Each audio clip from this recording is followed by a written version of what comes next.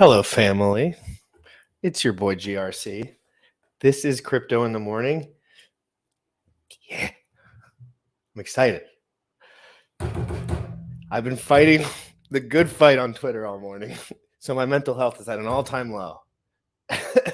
So yeah, I'm just joking. I've been on Twitter all morning, all night, having a good time with the Hexicans. That 750 unit T-share bump actually lit a fire under my ass. Because, when you start talking about the T-shares, I was watching Maddie Allin last night, okay? Wendy's for Tendies, David Feeder, and it was just absolute, it's just insane how much some of these guys actually know compared to others. Not like they're smarter than others, but they've been there, right? They've looked at these things. They've experienced these things. Just because I know exactly what happened in 2017 doesn't mean I felt it. I didn't feel it. Right? I'm feeling whatever I'm feeling now, but that's why time in the market, guys. It's like from watching Maddie, Wendy's, all these guys, they've been preaching the same stuff. I mean, different messages, but the same ethos, right? You have to pay your future self. You have to buy your time back. You have to understand the T-share.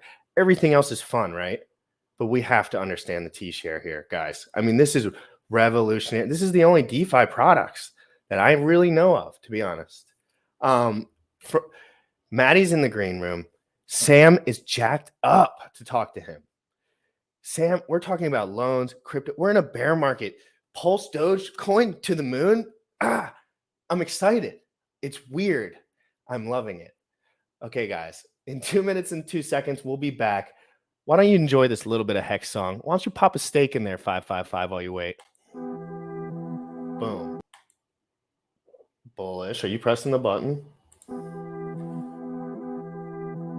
Young folks, you tripping on them motherfucker. Richard Heart. Richard Heart. Bought my Hex from the fucking start. Point one every day we mark. Bought my Hex from the fucking start. Sacrificing all this bread like I'm Richard Hart.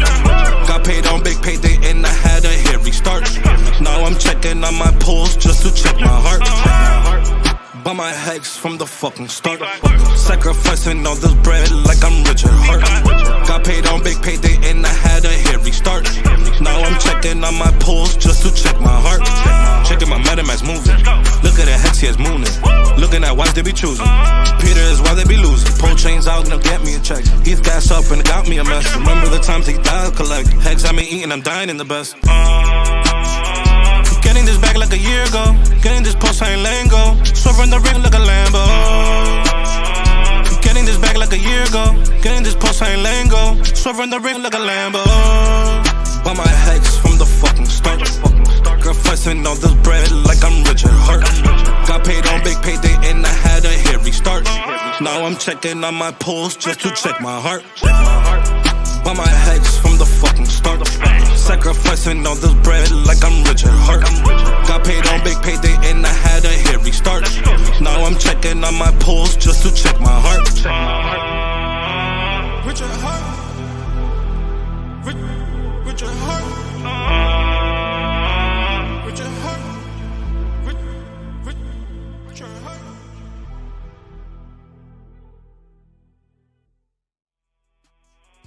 Getting this back like a year ago. Maddie, what's good, man? How you doing? It's great to see you. I've never met you before or talked in person, but I'm looking forward to this conversation. I'm doing great. Thanks so much for having me on. Your audio is about 50% low. Is there a setting to automatically adjust it? It's all right. I can adjust it for you. Yeah, take one time. Maddie. Well, this morning, I am high as a kite, not on any drugs, because life is so amazing. I am just excited about life. There's so many different things going on. I'm talking to Bullish this morning, blabbing his ear off, talking to GRC. He's like, bro, slow down. Take a deep breath, man. You're going 700 miles an hour. Just bring it down a notch. I am excited. I hope you guys are excited. I want to do one shout out. Today is my sister's birthday. single mom, bringing up an amazing son, super smart, and starting her own business. To all the other moms out there, to all the other people in the world that are in your life that don't recognize themselves for how awesome they are, and don't get any recognition from the people around those people. I want to recognize all of those people today. Happy birthday to Mr. Hope everybody's doing amazing. What's up, guys? How are you today? That was incredible, Sam. Wow. Let's go, dude. Sam, remember, while we're talking, I'm going to remind you about one thing. Your voice is manly, okay? That's the nice way to say it. You have a very manly voice, and it echoes when you scream loud, okay? So when you we're going to be at talking tone. Maddie, can you introduce yourself for the people that don't know while I adjust your audio a little bit, if I have to? Sure. This is Maddie Allin, guys. He's a Hex OG. Let's not beat around the bush. He's been doing this since day one. For the people that are new, because I get new guys all the time. They don't even know who any of us are, you know? And for me, right? I don't have any context, so I'd love to learn about your background and just hear some of your story, please. Absolutely. Yeah, I got into Bitcoin just testing it out whenever the price flipped gold per ounce per Bitcoin. So about $2,500 Bitcoin back in 2017. I sold, I imported ASIC miners from China. I imported like physical portions of a Bitcoin, like 1,000th of a Bitcoin on a poker chip. I imported some of those, and I was selling all this stuff on eBay, trying to understand. And I ended up learning how to program my own full node in Bitcoin. So I got that far. And then I really started looking into all the different free claim stuff that was existing at the time. And that's when I found Hex and Mimblewimble Coin and a couple others. And I feel really fortunate because that allowed me to retire. I was working for 7 years as a mental health and substance abuse therapist, working. How was the financial time for you? Because I know, and I understand the field. I was on the other end of that field as more of the patient end, but I understand the field and I understand the people that work in it. It's like a lot of work and not a lot of pay sometimes. We like the front-loaded work while you're trying to help people, and you're not trying to be incentivized by money the whole time, right? You're trying to have some altruistic vibes going on, but it's a business. So it's like, tell me a little bit about that time for you. Well, I intentionally chose to work with people who are on Medicaid, who are making less than $15,000 a year. Wow. And but the most rewarding part of that was having these breakthroughs with people and really being able to change people's lives. I found with my 7 years of neuroscience background, which is unusual for a substance abuse therapist, I was able to recommend that people take omega-369, which like 25% of the weight of your brain is supposed to be this insulating material called the myelin sheath. And that's, it comes from omega-3. It's not in everybody's diet. And so if you can imagine people's brains, it's not literally in a large amount of people's diet. I think it's fair to say that many people skip the healthy fats altogether in a lifestyle way. Like they don't even go towards fish and meats and eggs sometimes. Some people, like in different parts of the world. And I saw this change even in myself, where I had already gotten a graduate degree, but, my life got way better, like noticeably better. My thinking got better. And that's the, hundreds of people I've turned on to omega-3. It's a $5 a month supplement you can get from Walmart or something. And really, it creates a noticeable difference. People realize that they can think more clearly. And so anyway, like I found it extremely rewarding to be a substance abuse therapist, but it didn't pay very well. And that's why I feel really lucky that I got to become a millionaire in Hex. It retired me. Now, I was lucky enough to come into Hex early, and I decided to host the first Hex conference online. And that, is super well received by the community. We had like 40 or 50 YouTubers at the time. Fair to say another thing that doesn't pay so well, like you're kind of putting yourself in front of the fire, right? Like in V1, it definitely. Right, but he's like, but it's like you are making that's kind of something you do, and you're like, you get a lot of fucking shit talk. We all do. It's like you can't even stop it. But at the end of the day, most of the stuff you do is generally like on the helping end of things. Like it's not like, you do the conferences. Like that's not mandatory in any way, shape, or form. Like it doesn't have to be done. But you want to bring people together, and you think that there's reason to do so. So you like, it kind of seems like sticks with your ethos a little bit. Absolutely. And I see what you guys are doing, and it's the same thing that I did, is cross promotion. That's the number one skill I had as a streamer and still do today. Because it does bring people together, and our community, I think, is different because we're all time locked together. It's crazy. It really changes people's behavior when they have certain people, places, and things. And so as YouTubers, we are part of the audiences, people, places, and things that they wouldn't necessarily have access to just by the people they happen to meet in their lives. So. And that piece of what is so under talked about or underappreciated, undervalued, because everybody's heard the cliche to like increase your net worth, you got to increase your net work, right? And when you tie yourself to other people that are ambitious in self-development, like whether it is in a financial perspective, because financial literacy is not like you have it or you don't have it. It's a journey that never stops. Mm-hmm. The same thing with relationships, intimate friends, family, etc. The same thing in regards to one's physical and mental health. And when you tie yourself to those type of people, the other like cliche that comes to mind is you're the average in all ways of the 5 people that you're around. And that doesn't just mean like, hey, I'm physically next to this person. It's what are you feeding this, right? So if you're feeding this information with those characteristics, people that are trying to strive to be better, educate themselves, help the community, provide value to their relationships, improve their physical health, improve their mental health. You are feeding yourself those really positive things that are going to really, like, that's why I say it's underappreciated, because in 2, 3, 4, 5 years of this perpetual aggregation of just marginal gains, they just add up a little bit over time of feeding plus adoption curve. When you add the adoption curve rates to other technologies to that, you can't fathom. It's unfathomable. People say like, my friend, this guy has $100 million, so there's no way that it could 10x from here.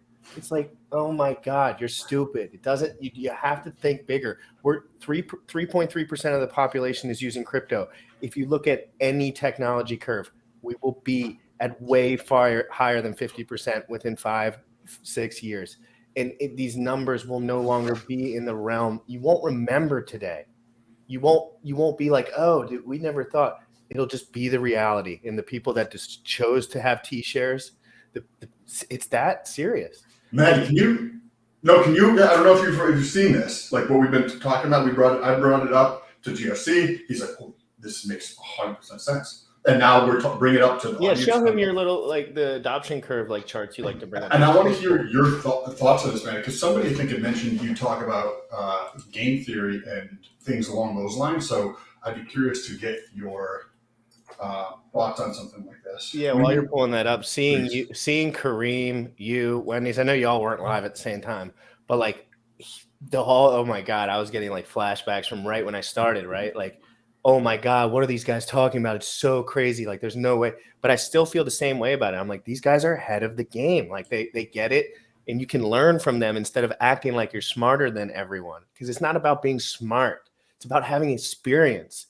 I know people have experience, and I ask them for help. I never ask them their IQ or their school grades. I'm like, you've been here, and you're still here. Please help me. And it's guys like Maddie, Wendy's, they're always there to help every single time. So yeah, I've been doing a show for 78 weeks now straight, every Tuesday and Thursday.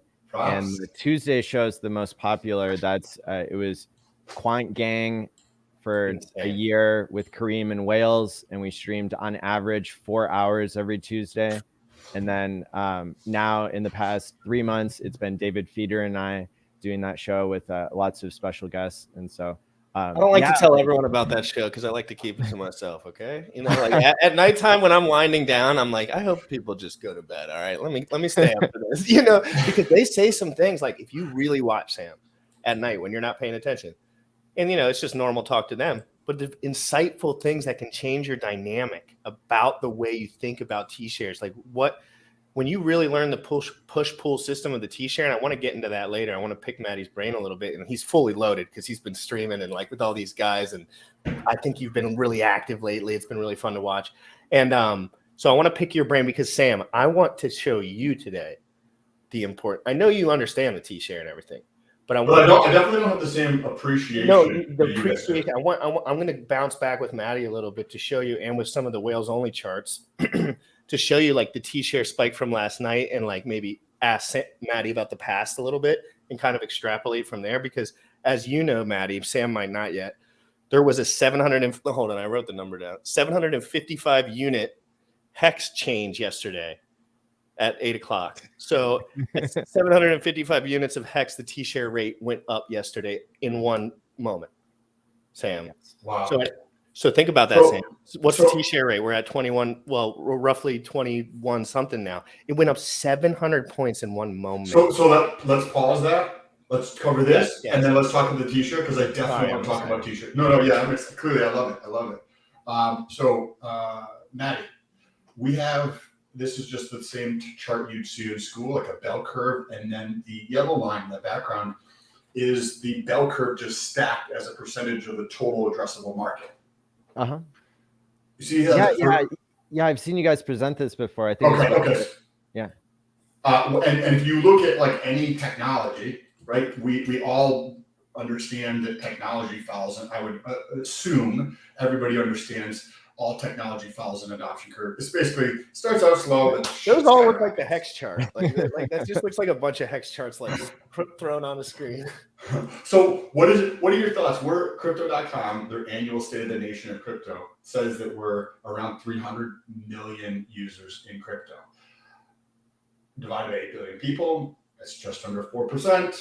We're at that point where we're just past 2.5%. The numbers tripled for 2021 from 100 million to 300 million users. Like, we are about to enter ballistic mode. Like, you know, those shows where like we're getting into warp speed, and then everybody's right, and they have this like slow motion scene where like people are pushed back into their chairs. That is going to be how I feel. That is how the next 5 years is going to feel to a lot of people because they don't understand exponentials. Right. And I would love to hear your thoughts about all of this kind of stuff, adoption and all that kind of stuff. Yeah. You know, there have been inventions over time, you know, that they didn't reach their ultimate use case until long after they were invented. So believe it or not, according to the Smithsonian Institute, the wheel was invented multiple hundreds of years before it was ever used for transportation. So if people had these pottery wheels and they used it for pottery, but that's not the ultimate use case for a wheel, right? The ultimate use case is transportation. And so it was like 300 years that the wheel was invented, but they weren't using it for the ultimate use case. The same thing with crypto here. Bitcoin and Uniswap were the two major inventions. So you had stopping double spends from happening with Bitcoin. That you know, the decentralized ledger was a huge leap forward because before that they were trying digital currencies that were only centralized. Basically, they hadn't solved the Byzantine generals problem. Do you think the guy that was involved in that technology was the same one that maybe moved on? Like, because I was looking into some of those technologies before Bitcoin, and it seems like there was a little bit of like they were trying to work some stuff out, and then one guy kind of anonymously moved to the side, but maybe they could have been totally different. I don't know anything about that stuff. Here's a hot take. Okay. I've seen some of the inside of how Richard gets enough ideas put together for like how to create Pulse Chain. There was a 75-person game theory chat that he used inform himself and to basically to collect all the information about everything that exists in crypto, to use what works and to skip what doesn't. And so my take now on Satoshi Nakamoto is that it was an entire field of people working on things. One person had a breakthrough. Not everybody believed in it. You could go back and look at the forum posts that are still up there. Not everybody participated when you could mine for free. And, and then probably it was probably Kleinman, David Kleinman, who unfortunately passed away. But then all these other people contributed, and they kind of took up where he left off. And so, that's kind of my take on it, is that it was really a group project after it launched, but there was one person who kind of, came up with their own solution. So, but you were getting back to the wheel analogy, which I like the wheel analogy because it highlights some things that are going on today, right? For the wheel as a technology, so to speak. Yeah. For different use cases. Go ahead. And when we look at those adoption curves that you showed, another analogy I would look at is like, do you guys remember like mobile audio solutions? So you had like a Walkman, then you had a CD player that it had anti-skip technology on it this time, and it could go for 3 seconds without without skipping, maybe, if you held it right. Well, you could drop it and it wouldn't skip, or like it would skip less than the last version. Yeah. And so there were certain leaps forward when it came to MP3 players, and then having everything on your phone, and then having music on the cloud. Like, there were all really important steps along the way. And so if you looked at the adoption curve of people adopting like mobile music, that would have been a way better line to look at than if you looked at people adopting Walkmans or 3-second anti-skip CD players. And so when we look at crypto overall, I like zooming out and remembering here are the major inventions. Bitcoin stopped double spends. Then fast forward like 9. When you say, I don't want to sound stupid here, but when you say double spends, what do you exactly mean by that? So like, if you think of Napster, everything that's digital could be copied, and it's really hard to stop that from happening in a digital space. But with money, you want everybody to make sure that they can only spend their money once.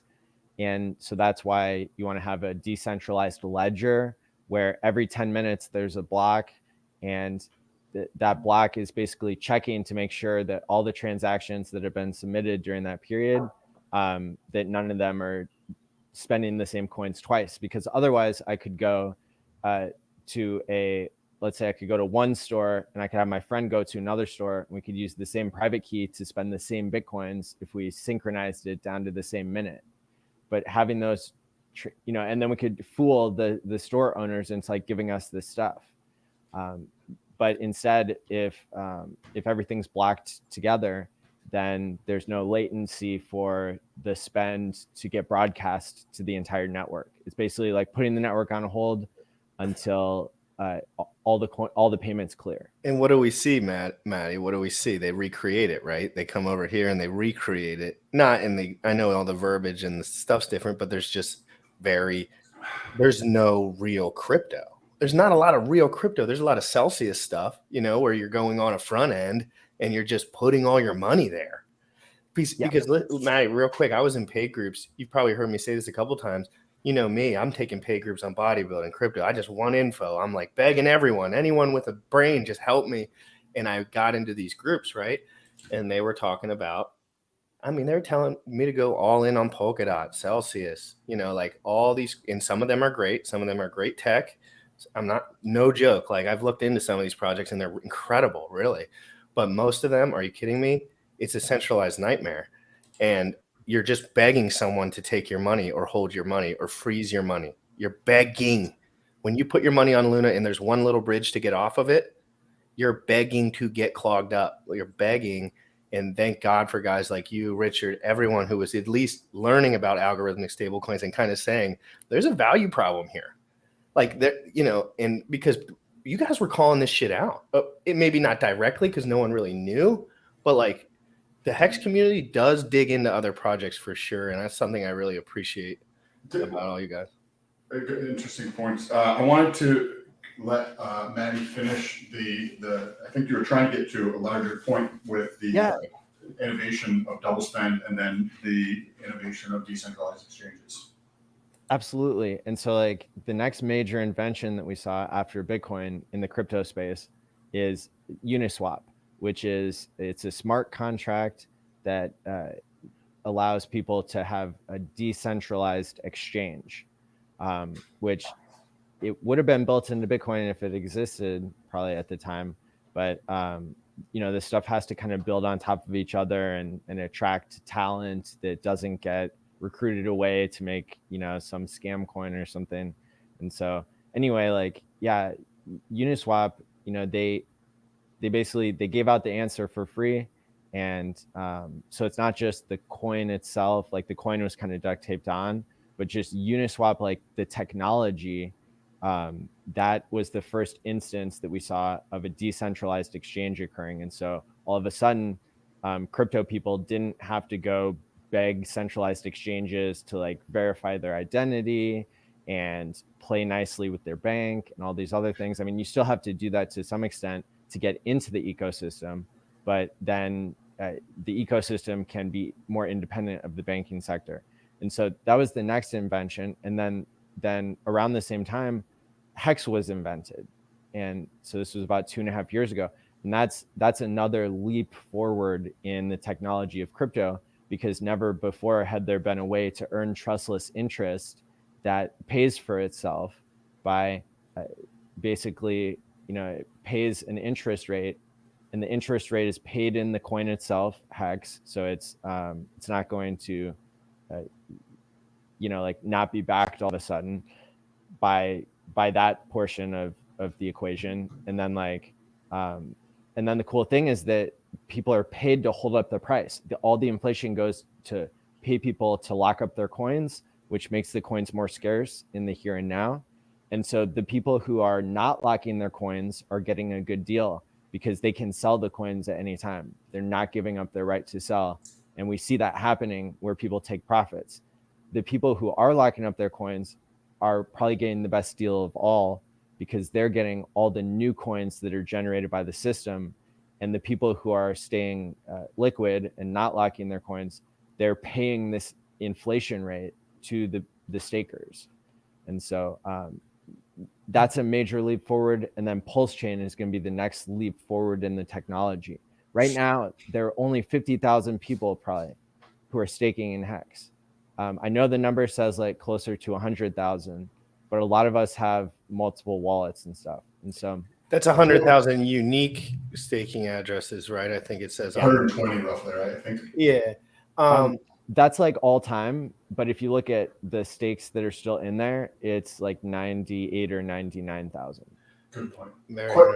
Question. So Maddie, it sounds like by starting with the analogy of a wheel, right, and talking about how you saw the adoption of that in terms of your education, and then thinking about the broader music development that you don't seem to, at least that's the inference I'm getting, you don't seem to think that crypto is going to follow as quick of an adoption curve as I may see it, right? Like if you look, I've run the numbers based upon 50% of the growth rate that happened in 2021, and given the previous experience I've had with Tesla and watching them play out, I fully expect around 50% of the world population, which sounds absolutely ridiculous at this moment in time, but the same thing is going to happen with automobiles. Like around 90% of automobiles will all be EVs by 2030, and people don't realize it. That's just what it is. So by 2026, 2027, on my estimates, reducing the growth rate of what took place in the previous year, we should be around 50% of world population in crypto or owning crypto by 2026, 2027. And that's my thought process on it. But it seems like, based on what you were saying, that seems aggressive in your mind. And I'm curious. Well, it's even a better situation because, in my opinion, because it depends what we define as crypto. If we define crypto as Ethereum, which is inflationary, Bitcoin, which stopped developing itself and didn't ever get decentralized swapping. When you say it like that, Maddie, when you say it like that, it hurts. There are only 50,000 people in real crypto right now. Wow. And, so the upside is insane because it's people who are staking. Did you guys know that that Hex is actually a special type of fork of Bitcoin? So Hex is what's called a UTXO fork of Bitcoin. And what that means is that everybody who owned Bitcoin at the time Hex was launched, like, they had a chance to free claim some Hex. And the amount of Hex that people could get, it was 10,000 Hex per Bitcoin. And that's actually what the T-share rate started out as. It was like 10,000 Hex per T-share. And so everybody who had a Bitcoin, they were allowed to claim one T-share at the time. And you had to lock up your coins, I think, for at least a year or close to a year. One of the big accounts that we saw just dump in the past week, in the past week or week and a half, was a Bitcoin free claimer who had gotten, hundreds of million, or like had gotten over 100 million Hex from doing a free claim. But anyway, so the entire user set of Bitcoin like had a chance to free claim. Maybe not everybody heard about it, but so there are lots of different types of forks that happen in the crypto space. But it's kind of interesting to put that into perspective, that like, of everybody who was in crypto in the beginning, they all had a chance to get free coins. And then those coins, that's Hex. And now they shit on it. That's all I'll say. Now they shit on it. If you take more of the traditional or broader view of the definition of crypto, meaning any crypto, Bitcoin or any altcoin, and even things like Celsius, right, which is not like we wouldn't define as like, we'd be like, oh, there's a scam, right? Like in terms of that. It's not a scam, but it's a lie. Well, it's like if I was coming out with that project, people would be like, oh, well, that's a huge risk. You should probably not put your money in there, right? That type of thing. Okay, so when you take that broader definition, and what do you think that by 2026, 2027, 50% of the world will own some type of crypto? And this takes into account that like people like friends of mine who just have Ethereum or Bitcoin, and they just have some, and like what you were talking about, they're just on the fringe, but they have crypto. They're not like in crypto. They don't like understand crypto like we do at a much deeper level. So do you think that we can get to 50% of the world adoption of crypto by 2026, 2027, given that we're right past where shit starts to accelerate? I want to pin you down on this because I'm curious where you sit on this. I think it's up to us, and I think yes, I think we can get Hex to go viral, and for the record, it doesn't even have to be called Hex. You could take Hex and slap a different name on it, and it would still be the same thing, right? It doesn't matter what we call it; it matters what the code is, and it matters how it works. And so I'm not saying that you could name it something else, but for example, I created a front end for Hex, and it's called tshare.app. And this automates the process of onboarding people into Hex using MetaMask. And it's read only, so it's like super safe. And but it actually eliminates a lot of the choices that you make in the beginning, and it follows the same thing that I would do if that I've done 100 times when I've walked somebody through how to set up their MetaMask. Like, the first thing I have to say to somebody is like, make sure you don't download the wrong MetaMask. Well, with tshare.app, it actually looks when you go to the website, it looks to see if you have MetaMask, and if you don't have it, it takes you to the correct place to download it without anybody ever having to instruct you on that. And so it's a lot easier way for people to get in. And I believe, you know, if I could do this, then, and that was like a year ago, you know, if I could do that with a developer who like is trusted by lots of people in this, you know, like this was made by somebody who actually did it for free, who's a hexicant like me, who's gotten financially free from this stuff. Yeah, it's like, I think that there will be more and more people who will come up with solutions to onboard millions of people into Hex. And that will, when we look back in the history books, I think Hex will be defined as what crypto is. Interesting. That's interesting. So because the same thing you're talking about with adopting crypto and that like gigantic Grand Canyon of a education gap between society that are like noobs, have no idea, they've heard of crypto and they think of the entirety of crypto as BTC, right? And like DeFi, 100% into crypto. Like there's a void that is gargantuan. And if you look in this community, right, there's a lot of super intelligent, thoughtful people who are creating solutions or adding to that to accelerate the adoption of Hex. And when you play that out, right, because we're looking at this in a microcosm, but when you zoom out to all of crypto and realize that like that there's not only this happening in this ecosystem, you would assume that there's this type of thing happening, whether it's to this degree or not is arguable, but this is definitely happening in other ecosystems. And the broader market as a whole, when you add on all these layers on top of it, oh my goodness, this is going to be absolute insanity. I'm super excited about this. And you had mentioned Mind-boggling.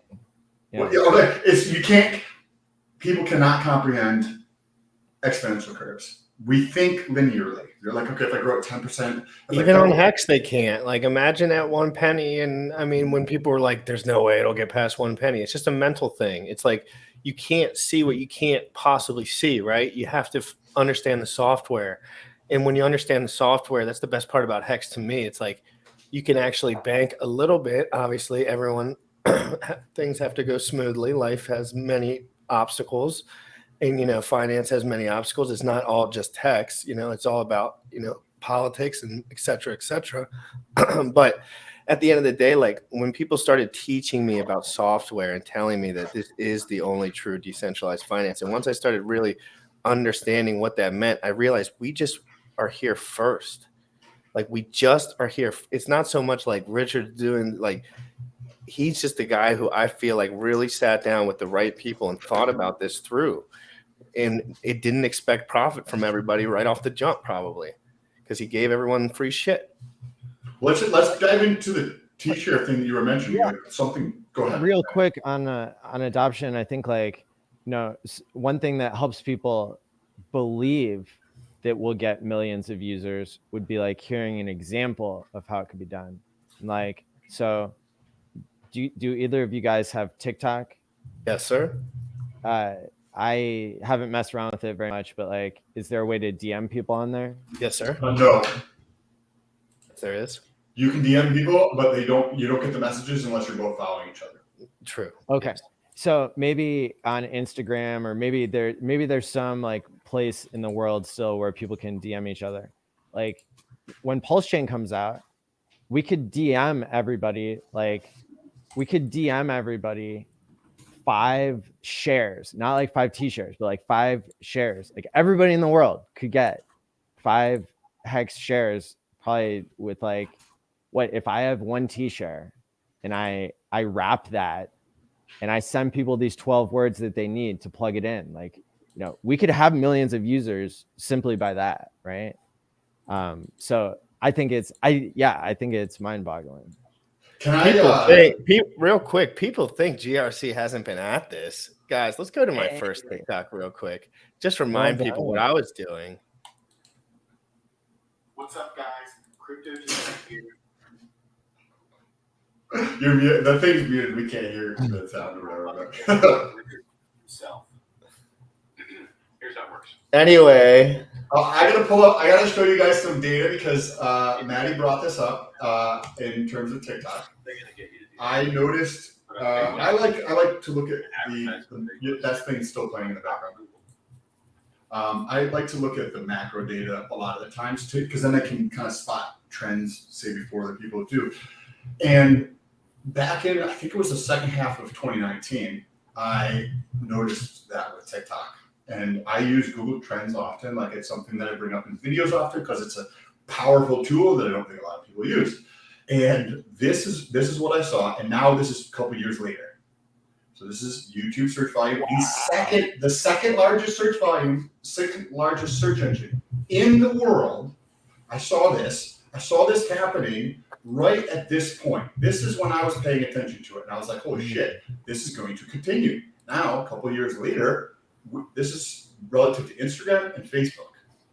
TikTok, I saw this happening. This is when at one point I was getting 5 million views per month on TikTok because I was like, oh shit, this thing's popping and nobody's paying attention to this stuff. So it's an interesting point. But TikTok is literally like the only thing about TikTok that I hate, and like my last video on TikTok got 175,000 views, and I didn't even know that until I just opened it up. Literally, Congrats, man! That's like literally, I knew it was like 75,000 when I last opened it up. It's got 105 shares. It's of RH though. It was him talking about Allin and what he was doing within the Dogecoin, like kind of just like his little back and forth with that, and it caught on. You know, for anyone, a little tip here, for anyone that wants to do a TikTok or anything, if you do your content. Like I do my content, I just do my bodybuilding stuff, my hex takes, yada, yada, yada. And then when Richard does a live stream, I take one clip from it, just one clip while I'm watching, because I'll just be watching, right? And I'll just take one clip I like, I'll post it to there, I'll just close the app, and then I will go back to watching Richard. And he has a very sticky TikTok algorithm, whatever. Like his stuff just flies through there like crazy, man, because Richard is real. Like he has real followers. Like Richard has real people that he's touched and changed. So when you post stuff that he's done, it gets real engagement, you know, really gets sent around. So if anyone wants to hack their TikTok a little bit to get way more views, you can still post your content on the regular, but then just throw in a little RH. It doesn't matter. We all love RH. I love RH. I love his takes, and throw one up there. It'll help your channel, and then it'll help you spread the word easier as well. And Instagram, guys, everyone get on Instagram. My Instagram has been absolutely popping lately, guys. I'm taking over Instagram. I don't care what anyone says. Richard's been retweeting me on there like crazy, so people have just been flooding into my followers. It's making me pumped up, guys. Instagram's really cool because you can just take literally, Maddie, I get the neighbor kid to come out here. I give him $20. I'm like, can you take pictures of me with this shield and this shirt on for 5 minutes? And I post it, and it goes crazy. It's just the little things, right? Just take 1 second. Take a nice picture with a nice phone and a nice shirt on and post it. Let the people see it with a nice Hex t-shirt on or whatever brand you're vibing with at the time, guys. People love to see your face. I tell Sam all the time. Take a nice smiling picture with your girlfriend or your fan or whatever. Maybe you don't want to dox yourself, of course, but like take some nice pictures of what you're doing in real life. People like to see it. We're normal people, right? We all just have normal lives. I go to the gym after this, then I'll go tanning, and then I'll be back to work, you know, like so. I think, guys, as we move forward in crypto, like we already took over Twitter. We're going to take over everything else. It's just we could speed it up if you guys help me out a little bit. I completely agree. And we've looked at I've looked at the hashtag data on TikTok, Twitter, and Instagram. And Instagram is definitely lagging, which means that that's an opportunity for the crypto community as a whole to expand, specifically like Pulse Chain, Pulse X, Hacks, and then when the wallet comes out, like all that to expand onto there could really start to like have a bigger impact bringing on the Instagram, right? If it works on these other platforms, it just needs to have that creative, resourceful take to be applied to Instagram so that it can also work on Instagram. Let's get into the T-share. Yeah. So Sam, as we go, I want you to ask questions. I'm going to read through this. I did a lot of this research last night, so I'm pretty up to par on it. And I love T-shares, and I'm obsessed with T-shares. So I don't need convincing of anything, but I love to show people the real value of crypto, right? Like what everything's sitting in your account. I promise you, you'll sell it. I promise you. I promise you, after a couple of years, you'll sell it. I'm not saying you can't sell it, but like just know what's in your account. Some things will start mooning. Hex will start going. You know, things happen all the time. Your brain will start working, and you don't want that brain working. You want it to stop working. You want to go to the gym or read a book or something. Like don't, because like even stuff like Pulse Dogecoin, perfect example. I claimed my free Pulse Dogecoin. I was really happy about my free Pulse Dogecoin. I'll say that at the top of the hills because I love. Hey. I love. I'm in the Pulse Dogecoin chat room, and I'm in the Pulse. And Gunther's coming on tomorrow with Hodprill and Pulse Dogecoin, and we're going to talk some Pulse Dogecoin game theory, and we're going to have a little bit of fun. We're just going to have a little bit of fun, kick back a little bit. But in general, people see something like that. Sam, a free Pulse Doge has gone up hundreds of % in the last 3 weeks. What do people think? They get nervous. They want a FOMO. If you have liquid hex, I guarantee there's people that have swapped it in there. I'm not saying that's a bad idea or a good idea, but I'm saying there's staking is key for guys like me. For guys like me, staking is key because I have 60% of my wealth staked out. You know what I mean? I can't play with it. And if I make a mistake, at least it's with 10%, right? Like, you know, God forbid I sell all my hex for a Jenny token or whatever the fuck, you know, like it reminds me of like real estate. I like real estate a lot. And one of the benefits of real estate is that it is illiquid, right? Like it's not like you have to pay a fee to get out of it, just like you would with hex. There's tax reasons to hold on to it, right? Which could be the case with hex, depending on how deep you go down the rabbit hole. And it's like the real estate where you can earn something on a regular basis, and it forces you to hold shit for longer, where you can capture that appreciation, right, on the asset, the real estate going up. It's just that real estate, right, in 5 years might have had a triple, right? So you go 5 years to triple, yay, cool, right? Well, in crypto, you can have 3x in a matter of 5 months or like 2 days. Ask the Pulse Dogecoin free claimers. But let's talk about that. Let's talk about the T-share thing. Real quick, can I give you guys a suggestion for another way to make your hands smarter and not, or make them smarter and not stronger? So having strong hands means you don't sell because you're like resisting hitting the sell button. But smart hands is like with hex, you're time locking. That's pretty easy. But what about for these other coins that if, let's say, Pulse Dogecoin, I have no idea what it will do, but let's say it went to $1,000, it'd be really hard to not sell that all at once. So another strategy that people can use is you can create a separate cold wallet, and you can limit your access to that.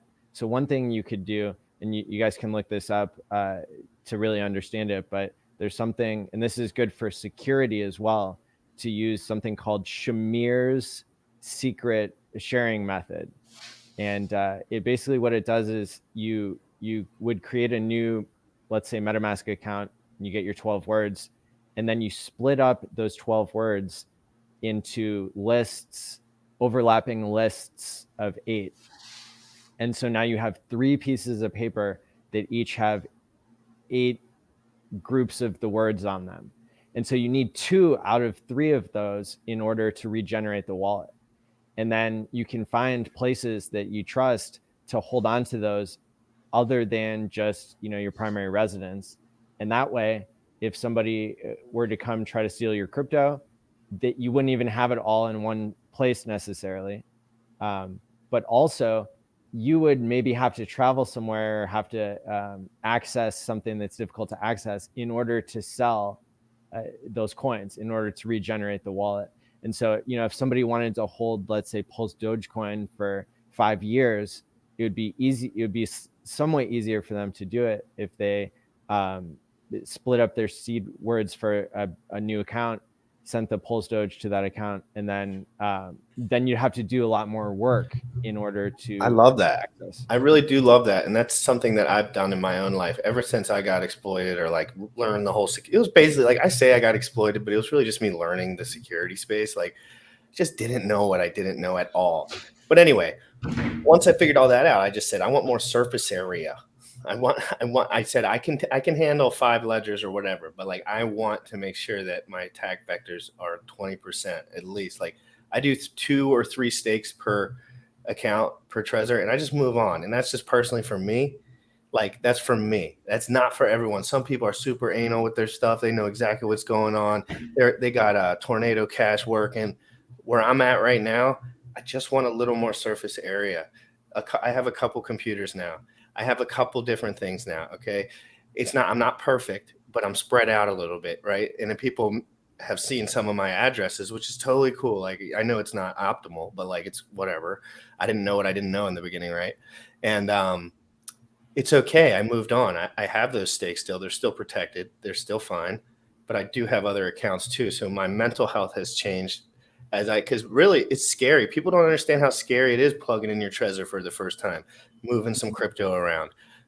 Maddie, come on. I know you were shaking in your boots the first time you had to move some crypto around in a big volume when you were like, oh boy, like I got to get my security right, or whatever it was for you at the time. Everyone goes through this. It's part of being successful. You have to be doing the things that bother other people. What do most people usually do? Nothing. They move on. They don't get the Trezor. They don't watch Maddie's streams. They just move on. And that's not what we do here, because we all know this is decentralized finance. I mean, this is what we want moving forward. This is my whole ethos for life now, basically, because all I see out there is people getting robbed. All I see out there is people getting robbed. And all I see here is people giving their time, giving their energy, trying to help. And it's that time lock feature that Richard created that really is just like, wow, how did he do it? But anyway, let's look at this. This is Abit's tweet. I'm going to read this aloud real quick, guys. So Abit, thank you for the tweet, buddy. He's over there with Blue Bum in Medellin right now. I don't even know where that is, to be honest. Colombia. But they're having a good time with a bunch of Hexicans. He said, what? My T-shares just got more valuable. We see a big spike in the Hex T-share rate. Here's what happened. Again, and thank you, Abit, for this information. He's an OG Hexican. He's an OG Hexican, is very active in the early days. He staked 53 million Hex for 885 days and earned 63 million in interest. This makes a 49.7 APY in Hex. Nice, bro. Shows all the math right here. If anyone wants to look back at this, I'm going to keep scrolling down. By the end of this stake, he burned 7,880 T-shares. Now the Hex Smart contract moved up the T-share rate 756 Hex. What? I wrote 55. So he could restake for the amount of time and get more T-shares than he had before. Sam, remember when we talked about this ratcheting feature that we were kind of getting a little confused about? Let's clear that up a little bit in a minute here. So what did he do? He has 2 pending stakes, 29 upcoming stakes, 26 ended stakes. He left 1 million Hex liquid and restaked for 30 days and 4 days. So it's basically just showing, and what I was kind of trying to emphasize here, Sam, is remember we talked about when that rate actually increases and why? It's kind of hard to put your finger on if you're new to Hex, like including myself. But it's like just correct me if I'm wrong, Maddie. If a stake that would restake and get the same or more T-shares, the rate automatically ratchets to make it not that amount. Correct. So it's just literally if the volume goes over that number, that is when the rate adjusts. His stake, from my understanding of reading the tweets, so this dude's stake, he staked 900 days ago roughly, just came out. So relative to all the stakes that were coming out at that time, he earned 50%. So that was the highest ROI for the day. So because that was the highest ROI that was coming due, then it's like, oh, this person cannot restake and earn the same rate. So it's like, this shit's got to go up. So that's where we see that spike in the T-share rate. And if you do the math, just super casually, you're like, okay, 7,880 T-shares, on average 6 hex per day. That's 47,000 hex per day at 8 cents. That's $3,800 a day, right? 3,800, 10 days are on $37,000, right? There's some people out there that have 10,000 plus T-shares and they're earning $5,000 a day, like just sitting on their butt, not doing anything. Maddie, what are your thoughts about like the T-share rate and like Nice quick math, as they say over in Quant Gang. Quick maths. If people go back and look at like the very early streams of Quant Gang, So good. you know, I actually kind of had the honor of it, you know, explaining to Wales like why a T-share was valuable. I mean, he was new at the time, and you know, then he went on to like create charts and graphs and like, you know, be in some ways like more of a guru than I am on T-shares. And at the same time, like the actual math behind a T-share, you know, is you can go look it up. If you go to allmylinks.com/allin, I have linked there to two different. I'll post that at the bottom. It's got two different explanations of breaking down what the lines of code are in hex.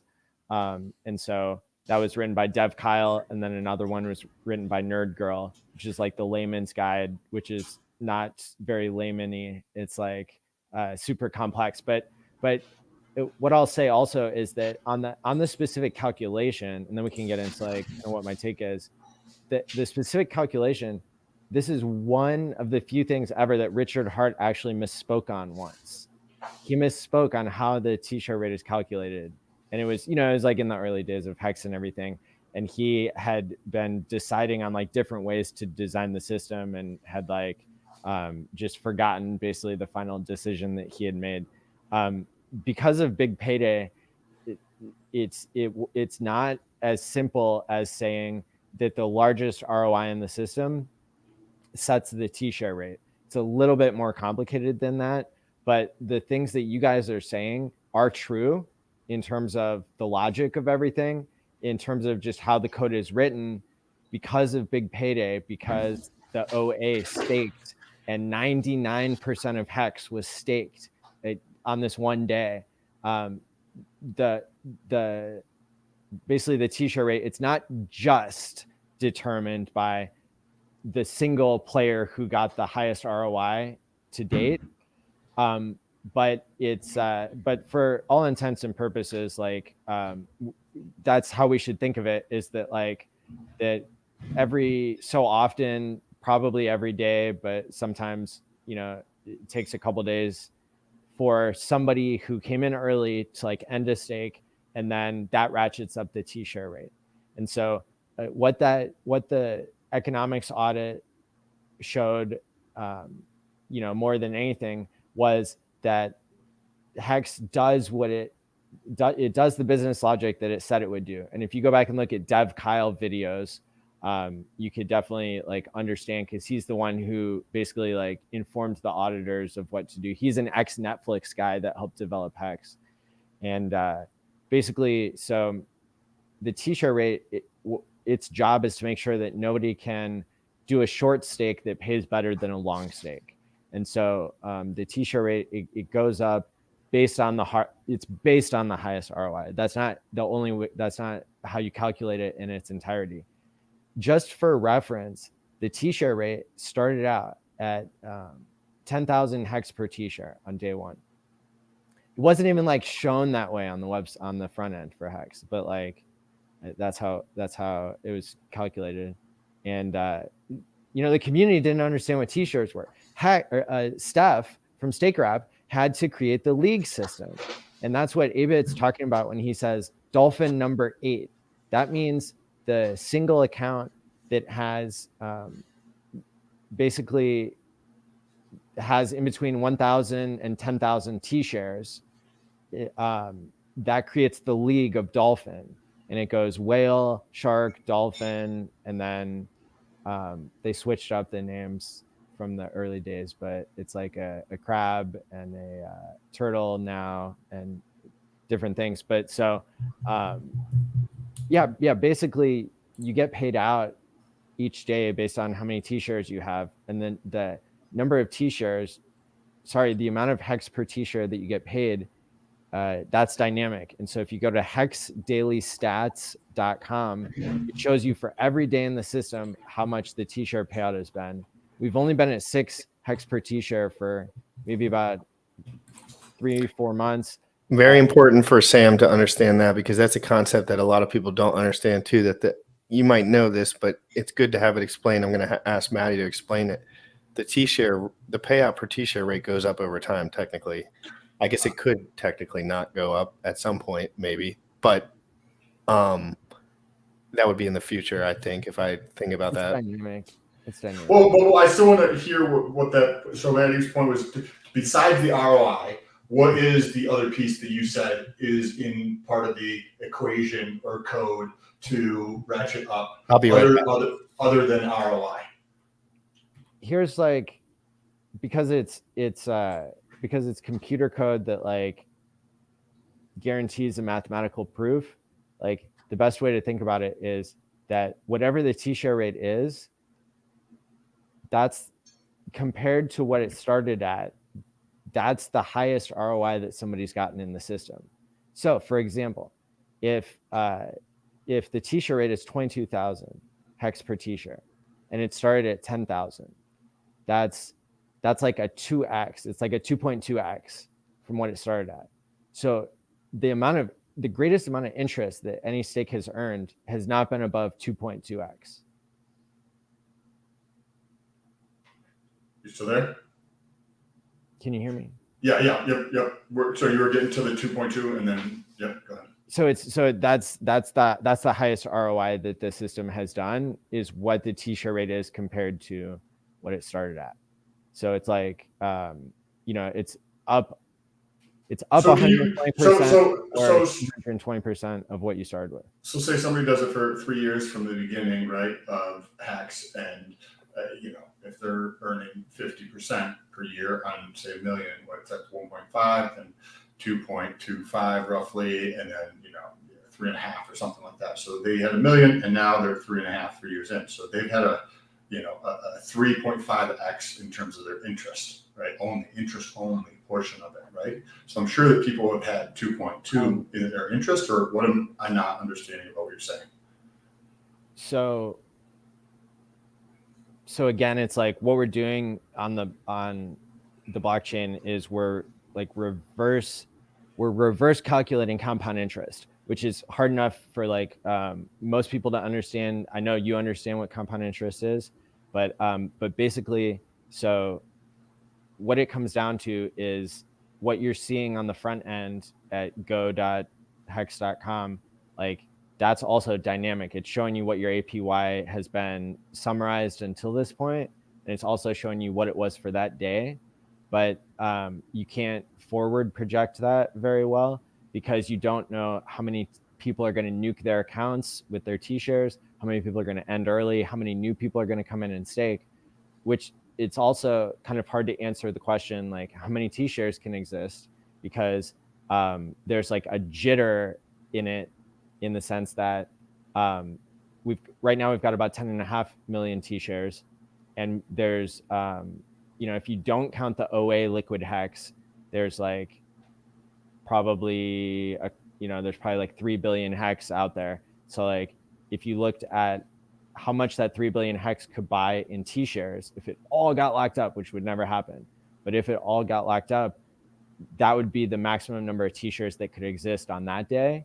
And then the next day, is going to be lower than that, because t-shares are deflationary if you don't consider the fact that people could come in and buy liquid hex and then create more t-shares that will at some point expire, and then they'll have to buy at a higher number of hex per t-share, which then that's part of the whole point, is that if you want to maintain your position in the system and not pay inflation, then you have to stake at least you have to stake at least the average of the system, and you have to have nailed the average when you come out, not when you go in. So if like, so in the beginning of Hex, like the average amount of time staked was 4 years.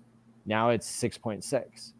And so like, you know, if somebody wanted to make sure that they never paid inflation to others, you know, they might be staking 8 or 10 years because that's like the upper bound probably of in the next 10 years, how high the average could go. So with the ROI thing though, it's just the semantics of how somebody wants to word it. It sounds like. Like again, so like, you know, the actual math is really hard to explain, and people can go to that resource and like check it out for themselves. But it's, in the end, it's inaccurate to say that like the highest ROI that the system has ever seen sets the t-shirt rate, because the OA would have gotten that, and then the t-shirt rate would have never increased after that. So there was an adjustment made to like basically scale it in to where basically the OA could not rebuy T-shares. You know, basically it meant that like Big Payday had to pay out a little bit less, and that the T-share rate ratcheted up a lot on that one day.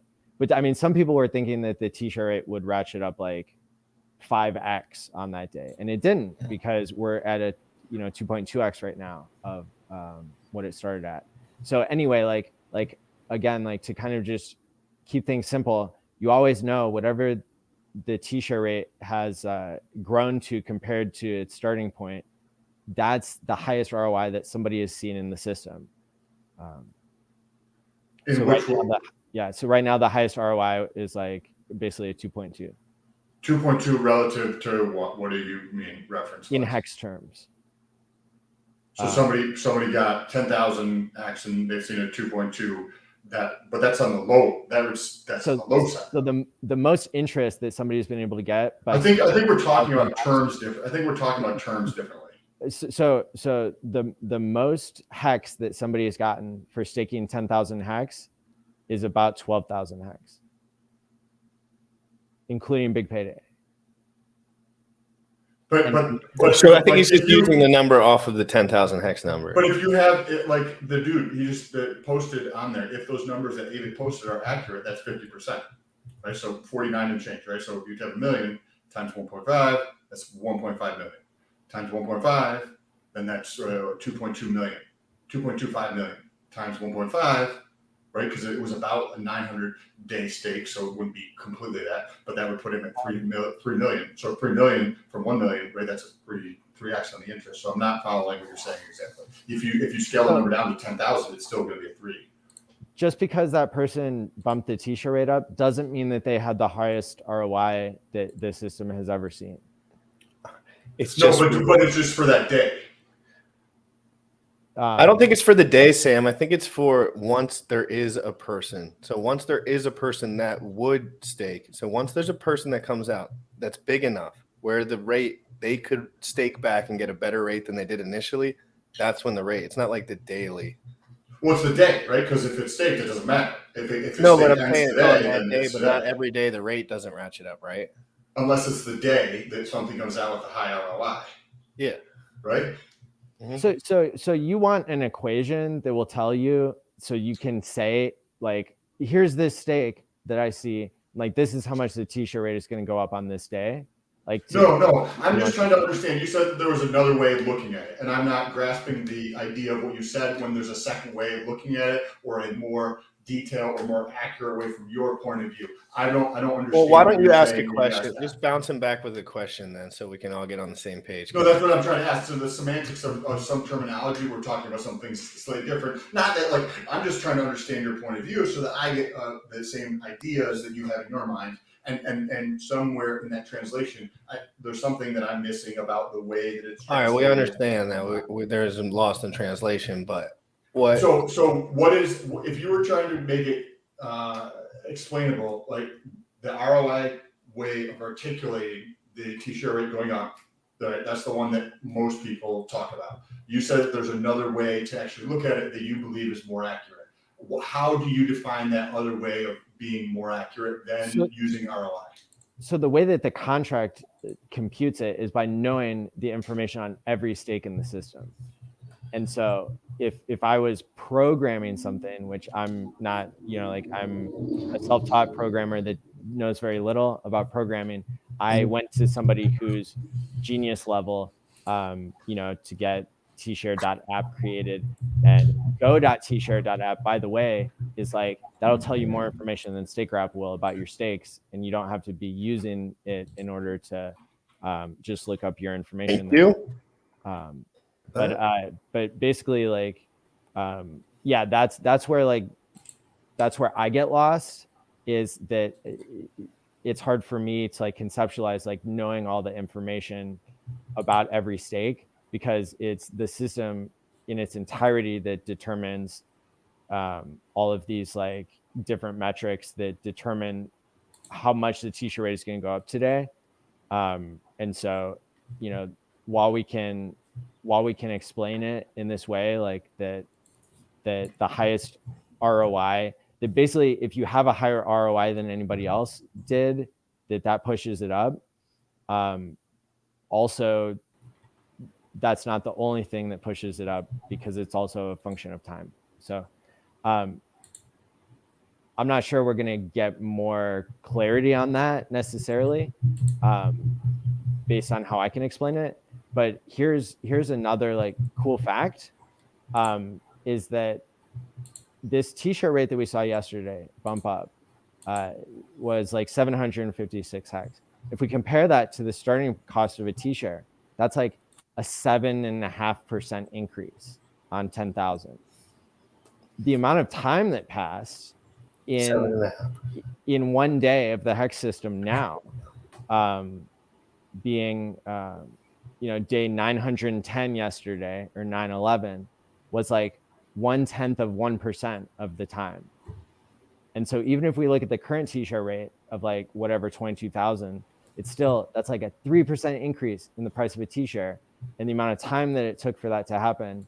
Oh, you start. You're gonna have, so this is fascinating, but I think I'm on the peripheral of like grasping what you're talking about in terms of this, but I think it's a very interesting point to highlight where so whatever the t-share rate was on a daily basis, and paraphrasing my understanding, please correct or highlight whatever you need to.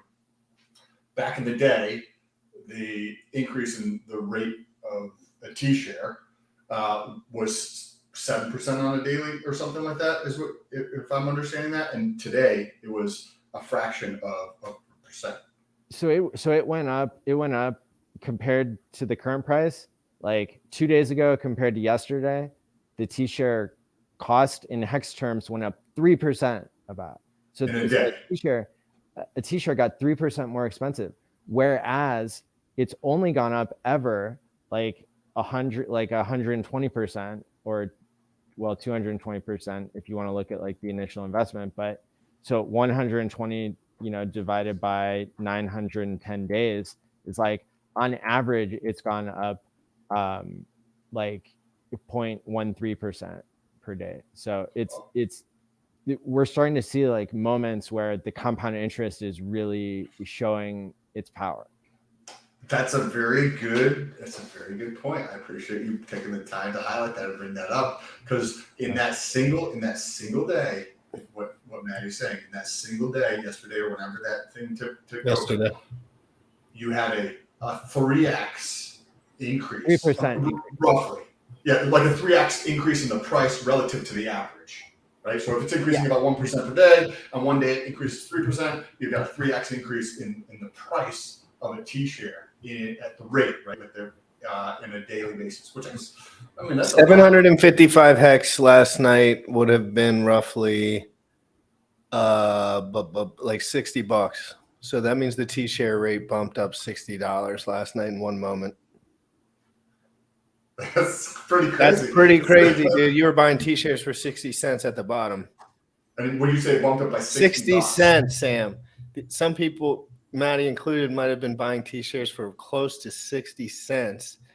And we're talking about it just bumped $60 in one day. That's crazy. And these increases. So Maddie, awesome point. Love it. Thank you for the perspective. What are your thoughts, or have you thought about this daily rate increase? Is this something that's based upon the code, or how it's to your understanding? Is that, like you said, it was 1 point change increase in the T-share rate in hex terms per day on average increasing? Do you expect that rate to accelerate as we move into the future, or deaccelerate into the future? It's going to be like kind of choppy, and like eventually it'll keep jumping higher on certain days. But so some days it'll go up a little, some days it'll go up a lot. So on average, though, you're, if I'm understanding, on average, it's probably going to accelerate. If we were at 1.13% on average, the T-share rate was increasing per day over the last 911 days. Based on what you're saying, if you're going to have these abnormalities more often, the average rate would probably accelerate to 1.4, 1.6, 1.8, whatever that comes out to be as we move through the future. And it's also a function of the fact that there are fewer T-shares today than ever, and so the people who are holding on to them are getting a higher ROI than people in the past, based on like everything else being equal. And so we will. So if you think of it this way, like if the average is 6.6 years, that means that I think like half of the T-shares will be gone in 6.6 years. And if people wanted to rebuy them, they would have to be rebuying them right now. I mean, T-shares are twice as expensive as they were in the beginning in 2.5 years, but that is going to go up on an exponential curve over time. And so more and more T-shares will drop off. At the same time, the cost of a T-share is starting to rip upwards. And, so T-shares will continue to be more expensive. And so if people want to maintain their position in the system, if you want to always be able to afford the number of T-shares that you have now, you will have to stake longer than average. If you don't stake longer than average, then you will start to not be able to buy back your T-shares, even if you reinvest your principal and your interest. So on the broader market, relating to T-shares, relating to hacks, relating to that, what is hacks? A lot of people believe it is like a giant innovation, and that it is like something that's super, super powerful for crypto. If that's like your belief system, then it would probably hold that hacks, or you also mentioned it earlier in the show, or like kind of alluded to it, that hacks or a variation of hacks will end up being on every single network.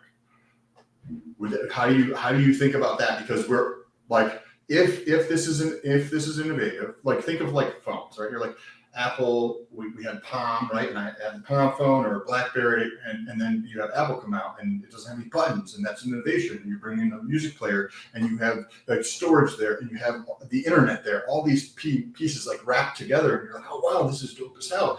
And then everybody's copying that thing, right? So if hacks is this thing that is special, that everybody believes to be special, then that will be copied on other networks with also tremendous success.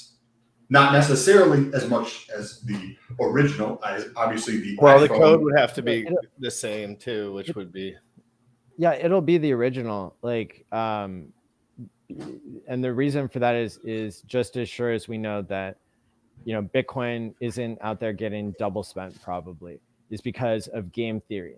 And nobody thought that they could predict that Bitcoin would work until it did. And it proves a game theory point, is that if you pay people to check the spreadsheet with their computers every 10 minutes and stop double spends, like, they will be honest about it, because they're paying the power company so much money. They need to make sure that the Bitcoins that they're mining out of thin air, that those are valuable. And so they don't want the Bitcoin network to like lose its reputation, because they have to pay back their power bill. So they're staked. Like, Bitcoin miners are staking electricity in order to secure the network. And that's part of the thing that keeps them honest, is the fact that they have to pay their power bill, and so they want Bitcoin to be worth something.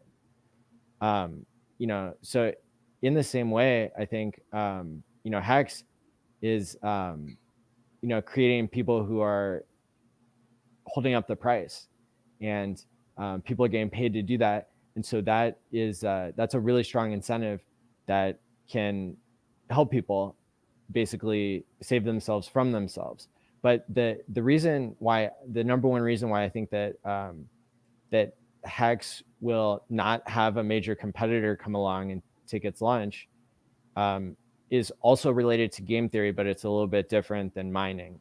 So in Hex, it's probably the first time where a billionaire has founded a crypto and not had to sell any of it. You don't see examples of founders who have billions of dollars in some other asset that they got fair and square, that they're not stealing from somebody. So Richard Hart, he has billions of dollars of Bitcoin, billions of dollars of Ethereum. He has $1 billion of stable coins. So when he wants to buy things, Jesus Christ, and flex, he doesn't have to sell any Hex. He never has to sell Hex. In fact, what we know is that the origin address, whoever controls it, has bought back so much Hex that they're up to 97% of the liquid supply. So that it's off the market, and game theory tells us that it will never be sold.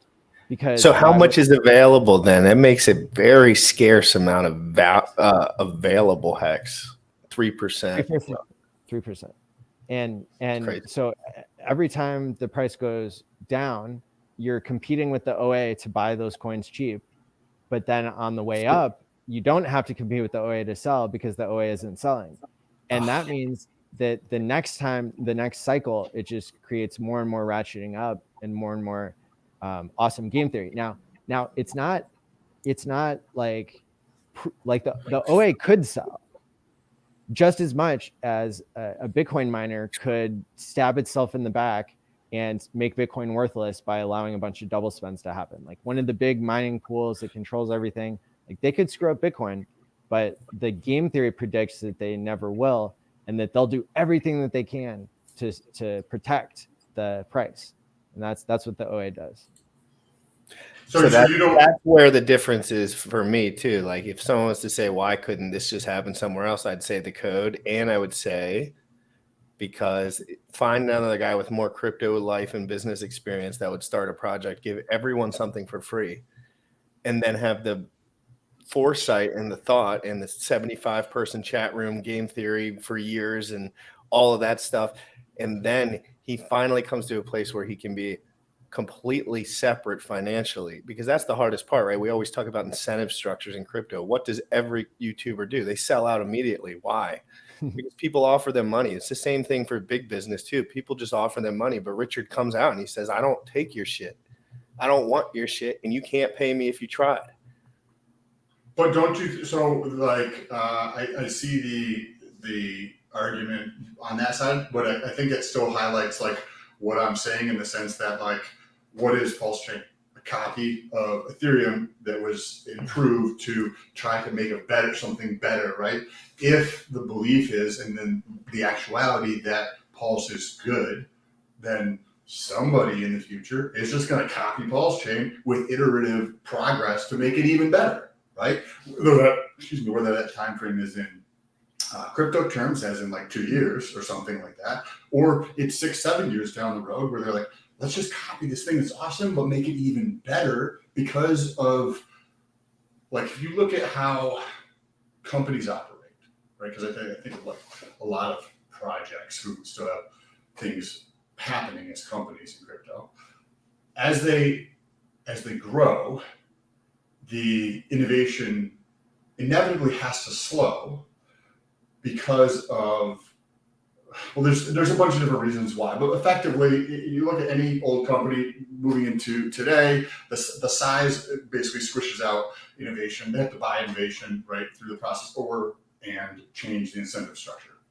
So the innovation of a Pulse, assuming that there's continued development on it, at some point that innovation has to slow down where somebody else could just copy that, which would then be a copy of Hex, just like there is today with Pulse Chain, right? So then you still get the same copy. You still get a You're copy. saying of someone could fork the network.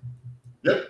Yeah, of course. Yes. Someone have tried definitely that could already. fork the network, but there's a value proposition there too. Like it would have to, we all know at a time, pulse chain fees are going to be worse than they are at the start. And that could be 10 years and that could be 1 year and that could be 20 years. And, it's just, again, like when you look at Can't get any Ethereum, better. Yeah.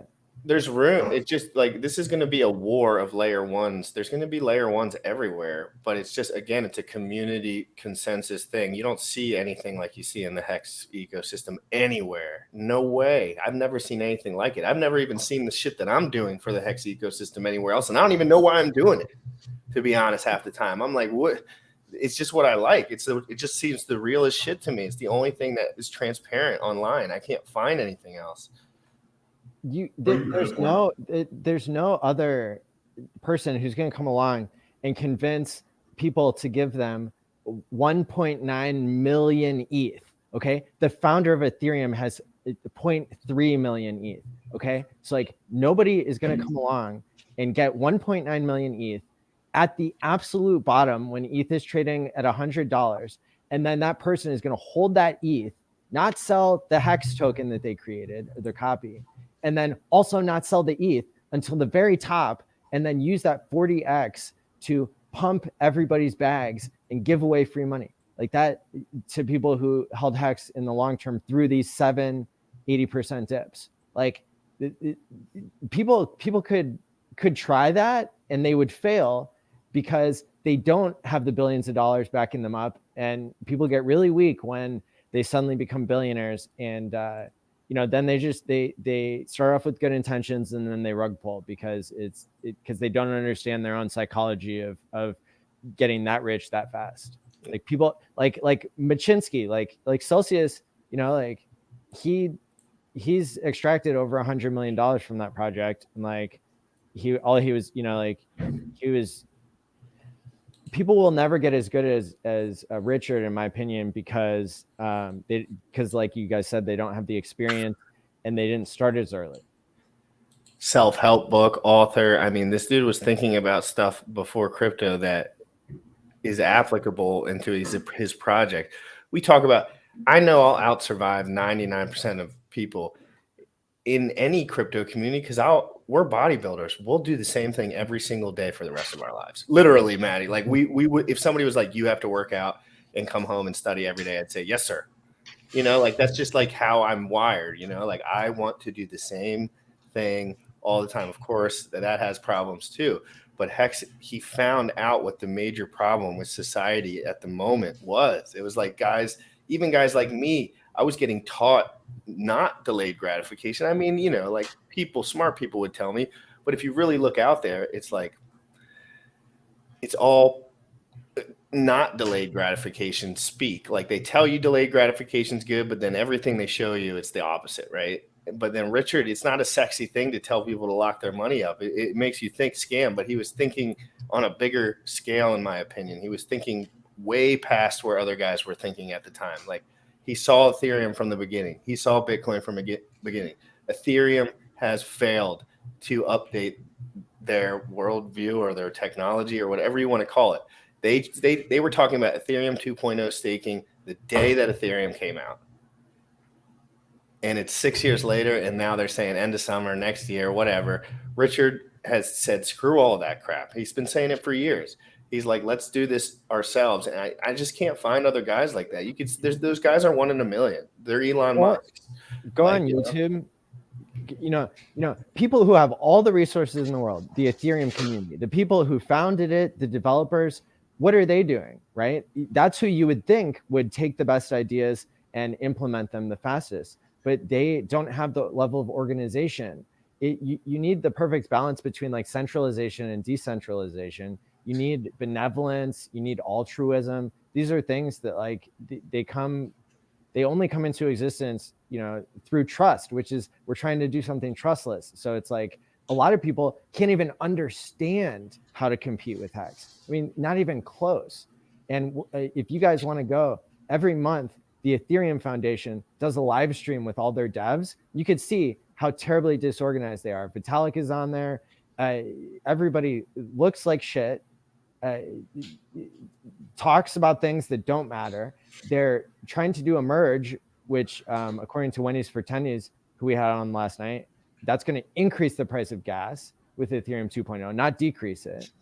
They've got everything backwards, is because the people who got rich already got rich, and now they aren't incentivized to do any better because they don't have their lives in order, and because they don't have the right incentives in place, because they don't have the right community around them. It's saying something when no group of people has ever locked up money together and then tried to get along like Hexicans have. And I know it's those 3 people out of 3,000 that are like being the loudest, who are starting drama, this and that. Like when I go to Hex meetups, I've hosted, the first mass Hex meetup, 350 people last year in Vegas.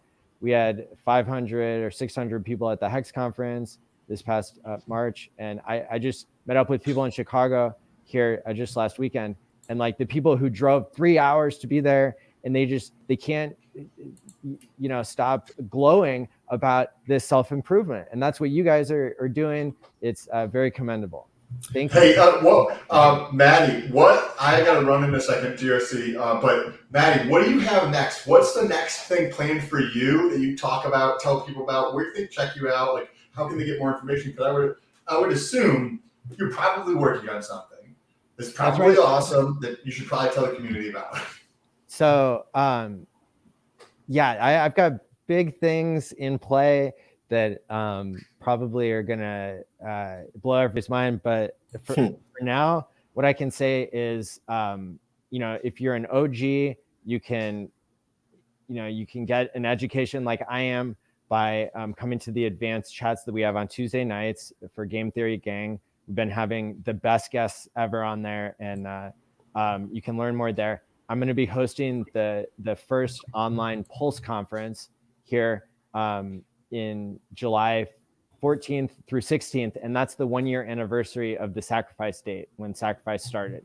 Even if Pulse Chain isn't live by then, which it might be, but even if it isn't, there's a year's worth of coverage to summarize for people and to make more accessible. And so, that's the next big thing. So how do people get involved? How do they sign up? Like, what do they need to do to go to this Pulse conference? Just go to my youtube.com/Matty Allin, MATI Allin. Can you share that? I'm pulling it up. Thank you. Go ahead, Matty. Yeah, and so it's going to be a free online conference. I guess I haven't said this yet, but I'll announce it here on this show. Richard Hart is speaking at the online. Oh, we have a Matty here. That's something to look forward to. Everybody always loves to hear Richard, and he always brings his A game to these online conferences. Oh, yes, he does. Yes, he brings his A game. He brings his geopolitical A game a lot of the time, too, and it's fascinating when he gets into it, because when he has a chance to, it's different when he's doing a stream filling us in, and then he has a minute to just like speak.